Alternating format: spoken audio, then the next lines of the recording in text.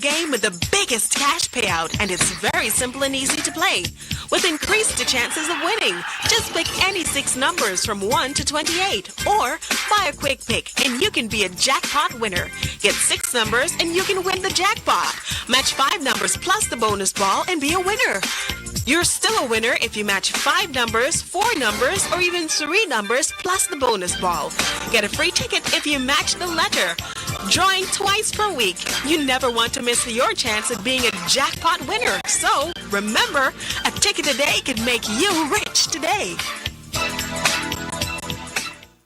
Are you facing challenges in your life? Don't worry, introducing Master Vishnu, Psychic and Voodoo Master, here to help you find solutions to all your problems.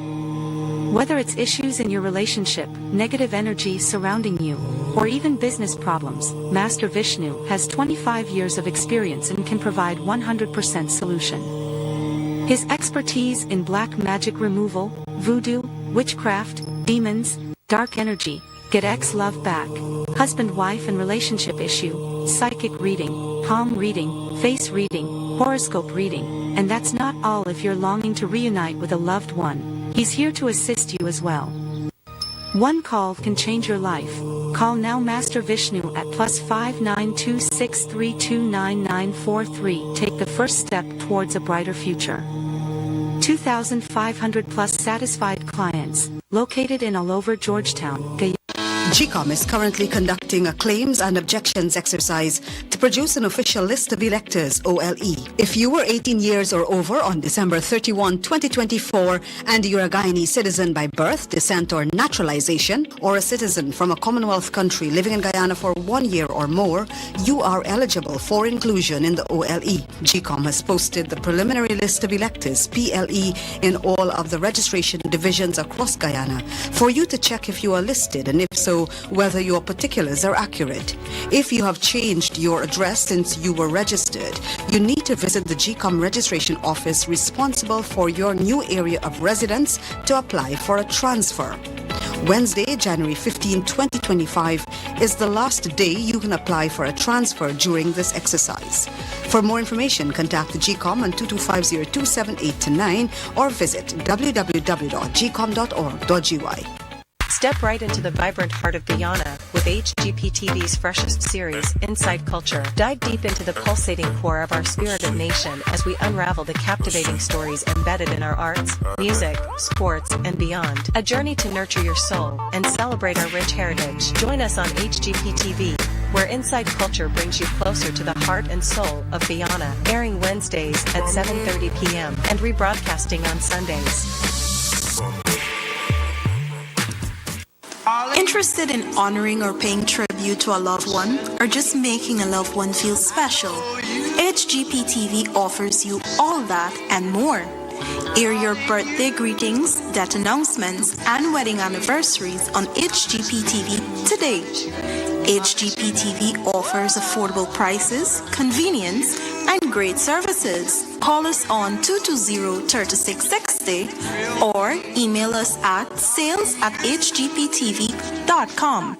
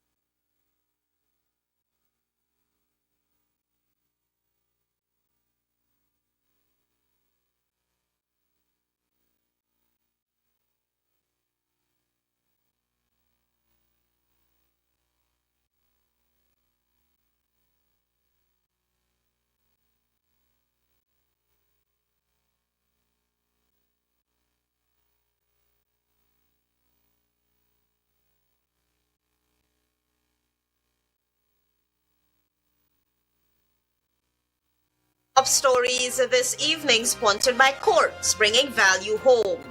Prepare for anything. Greenwich warns of Venezuela's escalating provocations. Government must engage opposition on the Guyana-Venezuela border row. Calls for people-centered approach, AFC. The Matthews Ridge cocaine bust. Home Affairs Minister says arrests made overseas and no records of mass migration of teachers. Minister of Education. HGP Nightly News begins now.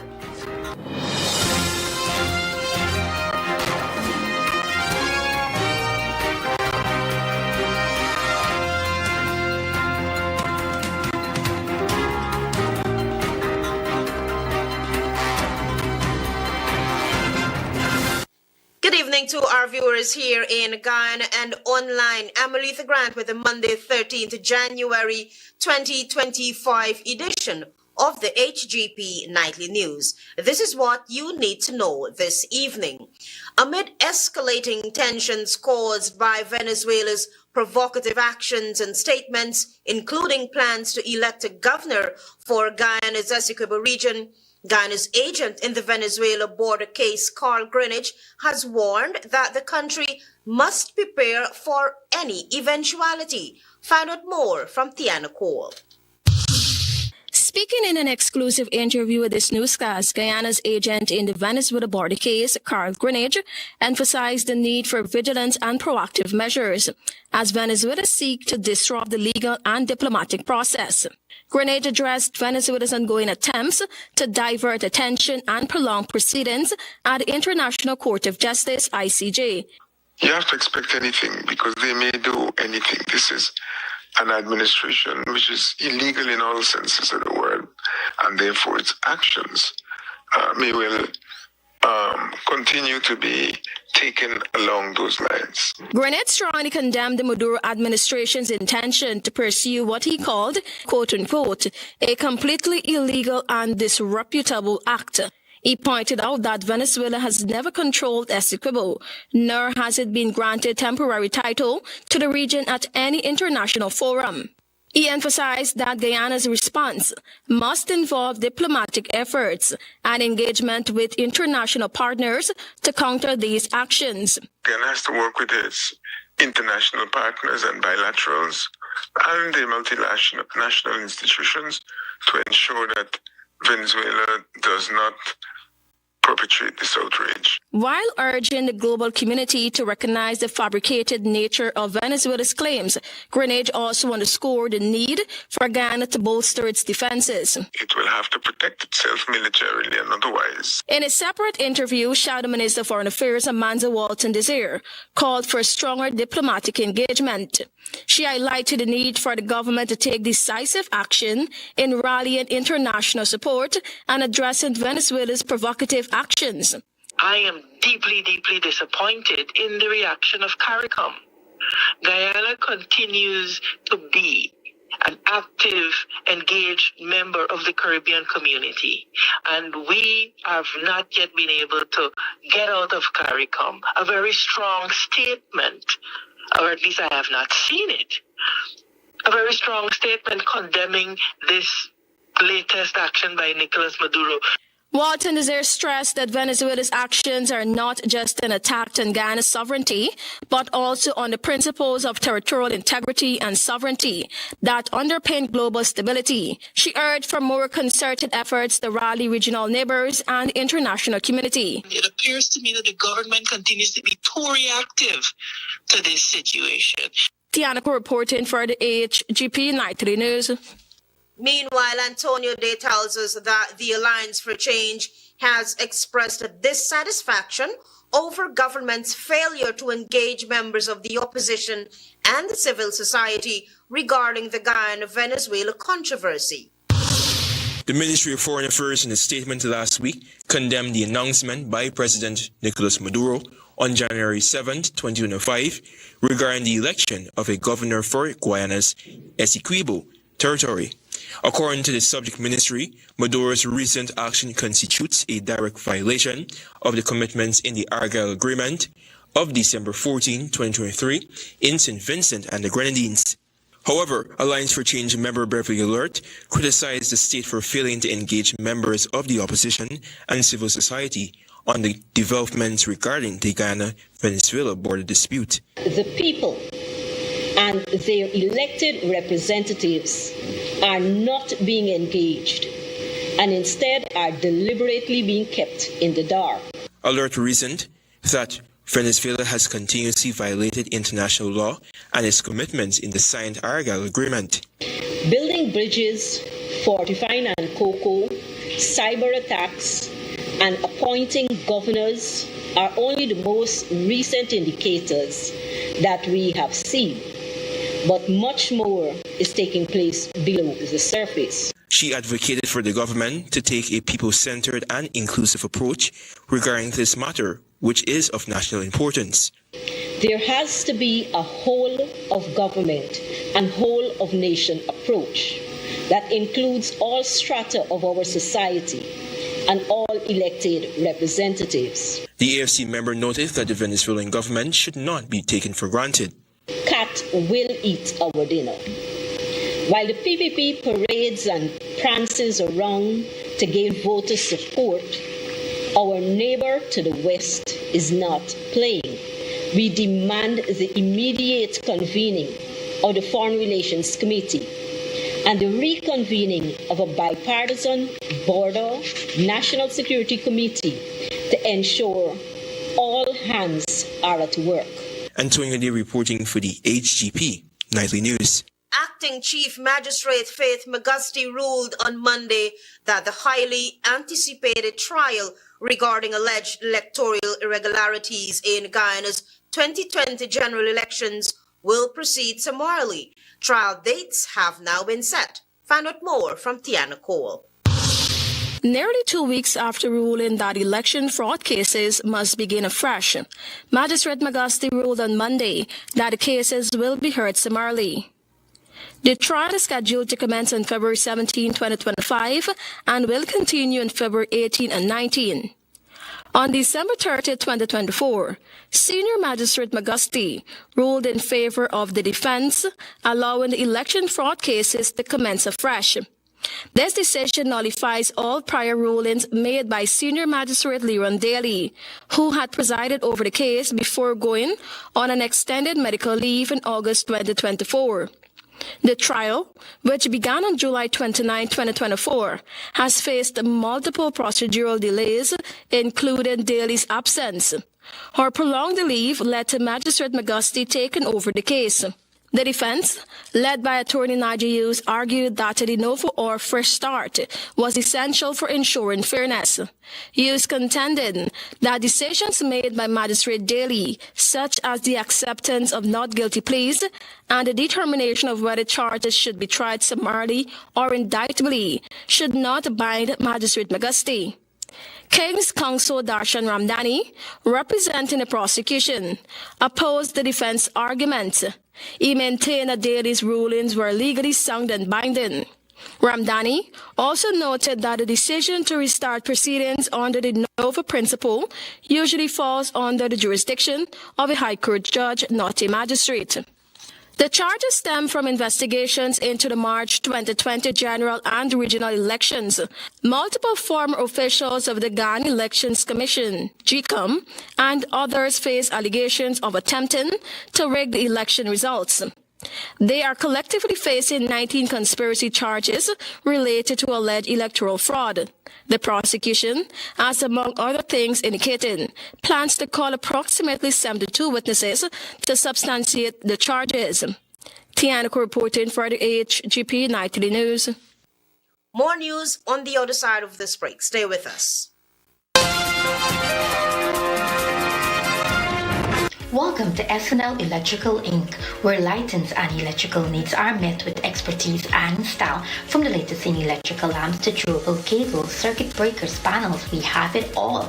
Illuminate your space with our elegant chandeliers, stunning crystal lights, and versatile pole lights. Looking to upgrade your comfort? Explore top-of-the-line AC units and our diverse selections of stylish styles. Visit us at 170-180 Thomas Street, Kitty, Georgetown. Discover a solution that not only lights up your world but transforms it. Call us on telephone number 226-3018 or 223-1634.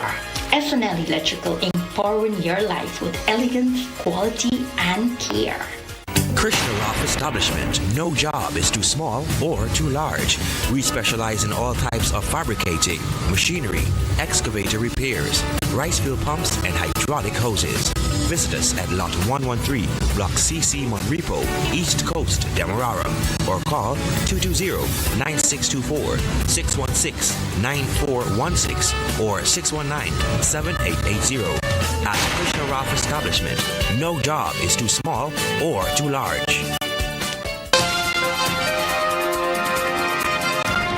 Thanks for staying with us. You're watching the HGP Nightly News. Antonio Day tells us that as Guyanese patiently await this year's national budget, leader of the opposition Aubrey Norton and economist Elson Lowe are adamant that attention must be placed on the development of human resources. Last year, public infrastructure received a budgetary allocation of $666.2 billion.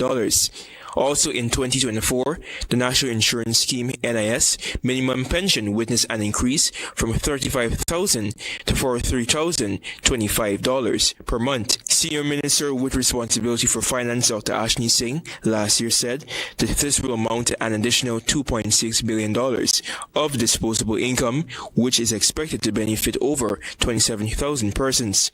Many critics experienced in finance have deemed this unacceptable due to the economy's booming oil sector. This was the position of economist Elson Lowe ahead of Budget 2025, which will be presented on Friday, January 17th. Wastage last year, I believe in the order of $200 billion due to a lack of improvement of the system, monitoring and evaluation of projects and of feasibility studies and so on being carried out. Opposition leader Aubrey Norton remarked that too much emphasis was placed on the public infrastructure. It's not solely a case of people up against the size of the infrastructure budget. It is doing it at the expense of the quality of life of the people. He argued that the government at times has wasted resources on projects that are not beneficial to citizens. You see them digging up roads that were properly done to redo them to be able to spend the money. And so the problem is wastage. Meanwhile, leader of the Alliance for Change, Nigel Hughes, shared recommendations for this year's fiscal plan. Is that the non-oil primary deficit as a share of the non-oil GDP should expand only by the sum of the oil revenues withdrawn from the National Resource Fund and foreign borrowing. At the micro level, the AFC leader proposed that anyone who is earning $2 million or less will pay no income tax. Persons earning between $2 million to $10 million per annum should pay 15% income tax, while those earning in excess of $10 million per annum will pay 20% income tax. The party's potential presidential candidate clarified that these recommendations will also be included in the AFC's elections manifesto. Antonio Day reporting for the HGP Nightly News. Residents of Independence Bolivar in La Penitence, Georgetown are expressing frustration over a newly constructed facility which is obstructing access to their homes. They're concerned about their rights and the handling of the development in the area. Carice Gonzalez reports. Residents of Independence Boulevard, La Penitence, Georgetown have voiced deep frustration over a newly constructed building that is obstructing the passageway to their homes. Residents claim the facility, which is intended to benefit youths in the area, is violating their rights by blocking their access, leaving them in a standstill situation.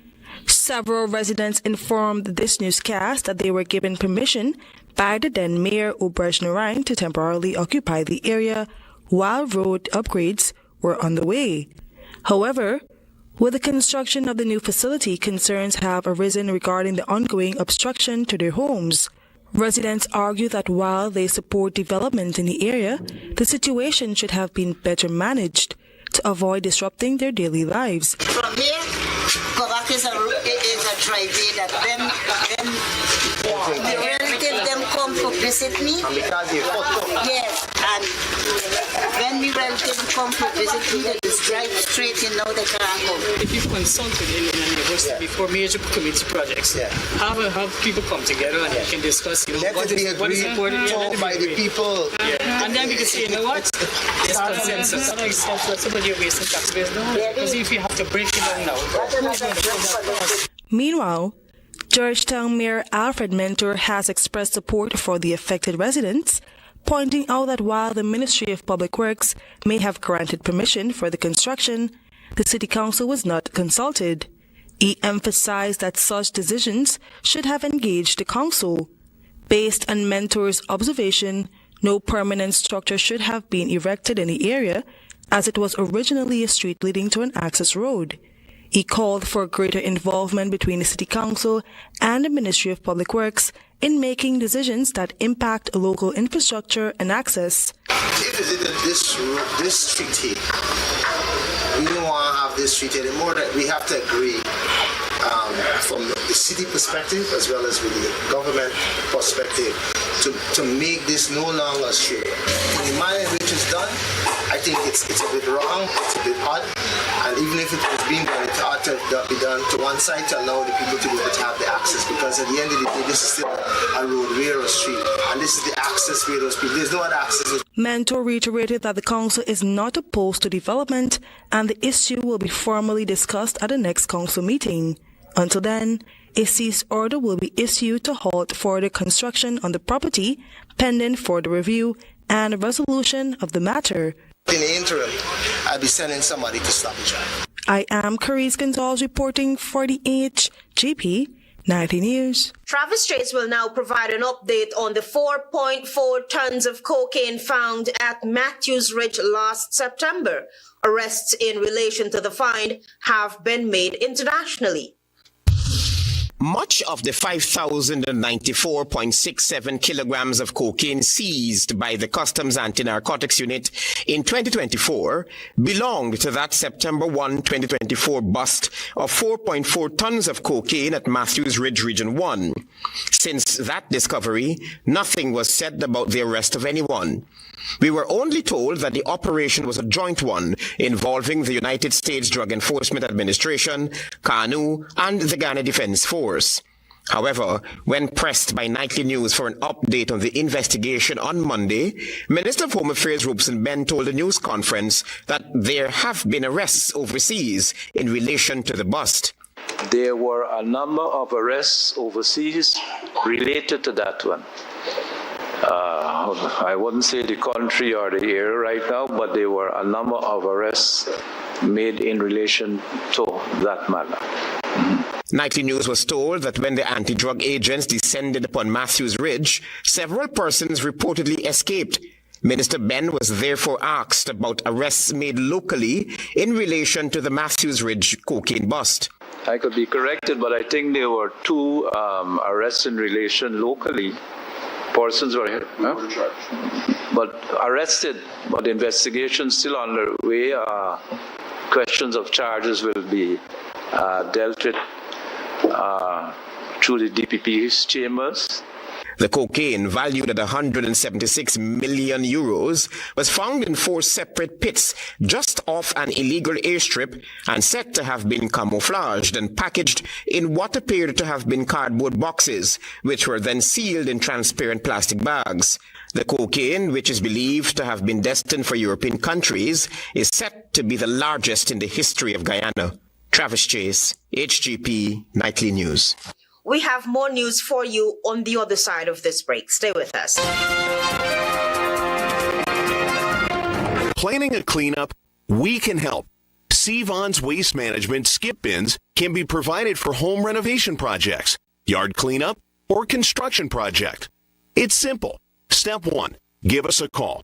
Step 2, we put down the bin. Step 3, load it up with all of your junk. Step 4, we take it away. That's simple. Bins are also available in various sizes, so there is no job that is too big or too small. Call Sevon's Waste Management today at 218-1455. GECOM is currently conducting a claims and objections exercise to produce an official list of electors, OLE. If you were 18 years or over on December 31, 2024, and you're a Guyanese citizen by birth, descent, or naturalization, or a citizen from a Commonwealth country living in Guyana for 1 year or more, you are eligible for inclusion in the OLE. GECOM has posted the preliminary list of electors, PLE, in all of the registration divisions across Guyana for you to check if you are listed and if so, whether your particulars are accurate. You can object to anyone who you believe does not qualify for inclusion in the OLE. To do so, you must be listed in the same divisional list as the person you are objecting to. You must visit the GECOM registration office responsible for your area of residence to make an objection. The objections aspect of this exercise will end on Wednesday, the 22nd of January, 2025. For more information, contact the GECOM on 225-02789 or visit www.gecom.org.gy. You're watching the HGP Nightly News. Welcome back. The Minister of Education has attempted to quell rumors that there is no mass migration of teachers. Find out more from Daisy Richards. Minister of Education Priya Manik-Chan at her ministry's end-of-year press conference last Friday addressed rumors of mass migration among teachers. Minister Manik-Chan, in attempting to quell these rumors, noted that teachers are returning to Guyana after breaching their contracts. We don't have as a record any mass movement of teachers. Every year, teachers retire. Every year, teachers resign, sometimes for their own thing. And every year, teachers unfortunately die. Contrary to the rumors, the minister added that private school teachers have instead become interested in being registered in the public education system. The conditions are better. The salary is better. Their security of tenure is much, much better because it's very hard to knock off a teacher. Chief Education Officer Saddam Hussein, offering some comments on the issue, highlighted that almost 75% of schools on the coast are overstaffed. He also highlighted that stable figures for untrained teachers, which stood at 100 during 2024. The graduate teachers, those teachers with degrees, maybe masters and so on, it's even less than that. It's even very, very less than that. The ministry, however, did point out shortages in some areas that include technical vocational education training teachers, music teachers, and physical education teachers. In 2024, there were over 4,300 trained teachers entering public schools. In April of 2024, suspended head of the Guyana Teachers Union, Dr. Mark Light, in an interview highlighted that enticing opportunities overseas may see some of the country's exceptional educators migrating. For HGP Nightly News, I am Daisy Richards. After claims by Minister of Amerindian Affairs Pauline Sukai that she had no knowledge of the mismanagement of monies in Amerindian villages, Mervyn Williams, an Indigenous people's advocate, has hauled her over the coals. Find out more from Daisy Richards. Outright theft of the money. I have no case before me at the moment. That was Minister of Amerindian Affairs Pauline Sukai during her ministry's end-of-year press conference, where she claimed to have no knowledge of the misuse of funds in Amerindian villages. Advocate for Indigenous peoples Mervyn Williams, during his party's weekly show Nation Watch, brought out an almost 2-year petition which was filed by residents of Wakapoa located along the Pomeroon River in Region 2. Williams cited that residents called for the removal of the village Lushao and the councillors. He alleged that the minister never investigated issues raised. But a team from the regional administration went there. And they did all the investigations that they could do, which I consider unlawful having regard to the provisions of the Act. The former Indigenous advisor pointed out that there are several projects across villages that remain incomplete since the distribution of funds in 2023, including a rest house and a block-making facility estimated at $1 million each, a market structure valued at $1.5 million, and money spent on tractor repairs valued at $1 million. all these projects were left the way you see them here in these images, but the money has been exhausted. These are projects that were budgeted for. In 2024, Wakapo was given $1 million cash grant and still has incomplete projects. The advocate added that there are other villages that are yet to complete projects due to irresponsible spending by village officials. If you go over to Monkey Mountain, you will find that a truck was bought there for 3 times the price of a truck of its type. A 4x4 was bought without the knowledge or consent of the village council or the villagers in Monkey Mountain. Williams said while leaders may not be outright stealing village monies, there are instances where monies cannot be accounted for and subject minister should look into it. For HGP Nightly News, I am Daisy Richards. As global concerns rise over human metanovirus, Health Minister Dr. Frank Anthony reassures the public that there have been no reported cases in Guyana and his ministry is prepared to handle any potential outbreaks. Carice Gonzalez has that story. Health Minister Dr. Frank Anthony addressed growing global concerns about human metapneumovirus, HMPV, reassuring the public that there have been no confirmed cases in Guyana. He assured that the Ministry of Health is closely monitoring the situation and is fully prepared to effectively respond. We have been checking. We haven't had any cases here, and in the region, CARFA has the capability of being able to diagnose. Minister Anthony noted that HMPV is not a novel virus, explaining that it has been in circulation for several years. He stressed that there is no need for public alarm at this stage. This is something that has been around for many years, and looking at the disease profile, it is not one where you have high fatality rates. We have had cases of, let's say, like a cousin of this particular disease, which is RSV,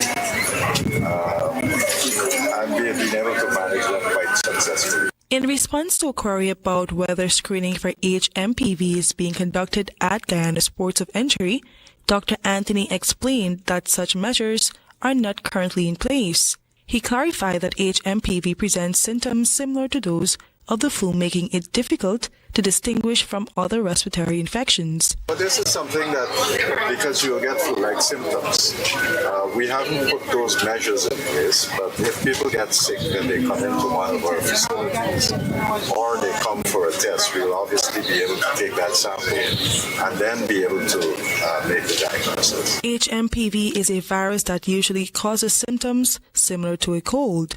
Most cases are mild, but young children, adults over 65, and persons with weak immune systems are at a higher risk for serious illness. HMPV is common. Most people get it before they turn 5. This virus has been seen in China, India, Malaysia, Europe, with more than 28,000 persons affected. I am Carice Gonzalez reporting for the HGP Nightly News. Stay tuned for regional news. GECOM is currently conducting a claims and objections exercise to produce an official list of electors OLE. GECOM has posted the preliminary list of electors PLE in all of the registration divisions across Guyana for you to check if you are listed and, if so, whether your particulars are accurate. If you were 18 years or over on December 31, 2024, and you are a Guyanese citizen by birth, descent, or naturalization, or a citizen from a Commonwealth country living in Guyana for 1 year or more, you are eligible for inclusion in the OLE.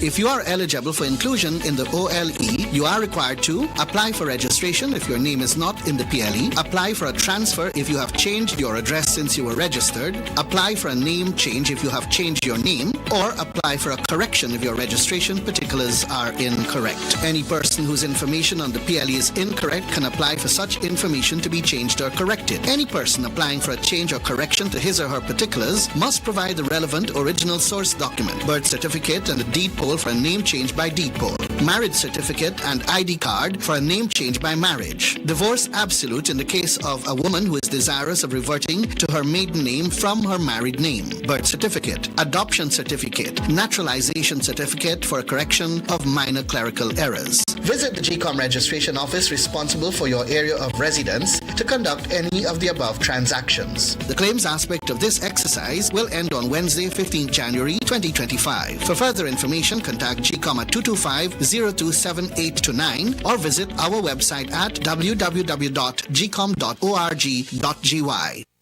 Interested in honoring or paying tribute to a loved one, or just making a loved one feel special? HGPTV offers you all that and more.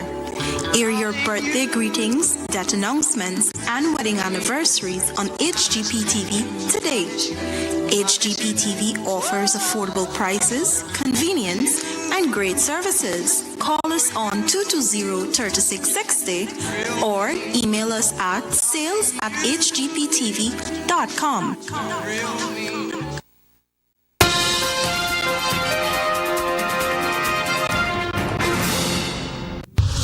Good evening, I'm Daisy Richards and welcome to Monday's edition of the Regional News. We begin with news from Trinidad and Tobago. The country's murder toll continues to rise steadily, and unsolicited remarks from the public seem to indicate that no one can discern any visible difference in the state of law enforcement, even amid a state of emergency. This was a message on Sunday from the Downtown Owners and Merchants Association, DOMA, which said, quote, high-profile and low-profile victims are being killed with the same freeness as before. Murderous home invasions and unexplained killings of all types of individuals continues whenever, wherever, and at whatever time the murderers desire, unquote. The fanfare of concern by ministers, commissioners, and deputy commissioners for the safety of state prosecutors and the judiciary is misplaced. It seems to portray another lack of regard for the common sense of the public, Doma said. It argued that without exception, the most effective way of protecting state prosecutors and the judiciary is to arrest, prosecute, and convict whoever killed Prosecutor Randall Hector. Solving the prosecuting crime is the best deterrent that exists for centuries, Doma also said. Quote, surely more hard work by the protective services must be a requirement of the state of emergency. It is impossible to feel any sense of hope when even under a state of emergency, the performance of law enforcement has remained unchanged, unquote. In Barbados, the Barbados Police Service is investigating a fatal shooting incident which claimed the life of a 30-year-old man on Thursday, January 9, 2025. The victim has been identified as Vera Ricardo Hoyt of Isolation Road, Belle Plaine, St. Andrew. According to police reports, personnel at the District E police station received a report around 5 p.m. that a male was shot whilst at Checker Hall Crossroads, St. Lucie. Investigations revealed that Hoyt was liming in the area when a car stopped close by, firing a series of gunshots. He was seen lying on the ground and medical attention was summoned. Hoyt was later pronounced dead at the scene by a medical doctor. Finally, Venezuelan President Nicolas Maduro, whose nearly 12 years in office have been marked by a deep economic and social crisis, was sworn in for a third term on Friday, staying in power despite a 6-month dispute over an election and international calls for him to stand aside. Maduro, president since 2013, was declared the winner of July's election by both Venezuela's electoral authority and the top court, though detailed tallies confirming this victory have never been published. Maduro was sworn in at the National Assembly in Caracas by a legislature head Jorge Rodriguez, with Maduro saying he was taking his oath in the name of a 16th century indigenous leader and the late President Hugo Chavez, his mentor among others. Quote, may this new presidential term be a period of peace, of prosperity, of equality, and a new democracy, unquote, Maduro said. Adding he would comply with the laws of the country, quote, I swear on history, on my life, and I will fulfill my mandate. We will fulfill, unquote. Venezuela's opposition says ballot box level tallies show a landslide win for its former candidate, Edmundo Gonzalez, who is recognized as president-elect by several countries, including the United States. International election observers said the vote was unfair. The months since the election have seen Gonzalez's flight to Spain in September, his ally Maria Corina Machado going into hiding in Venezuela, and the detentions of high-profile opposition figures and protesters. The government, which has accused the opposition of fomenting fascist plots against it, has said Gonzalez will be arrested if he returns and offered $100,000 reward for information leading to his capture. Both Gonzalez and Machado are being investigated by the Attorney General's office for alleged conspiracy, but only Gonzalez has a public warrant out for his arrest. Thank you for watching. Do have a productive week. Until next time.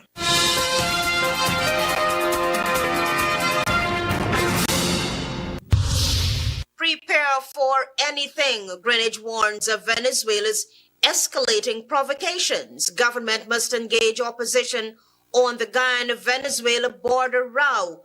Calls for a people-centered approach, AFC. The Matthews Ridge cocaine bust. Home Affairs Minister says arrests made overseas and no records of mass migration of teachers. Minister of Education. Those are our major headlines for these stories and more. Please go to our website. It's www.hgptv.com. I'm Elitha Grant. Thanks for watching.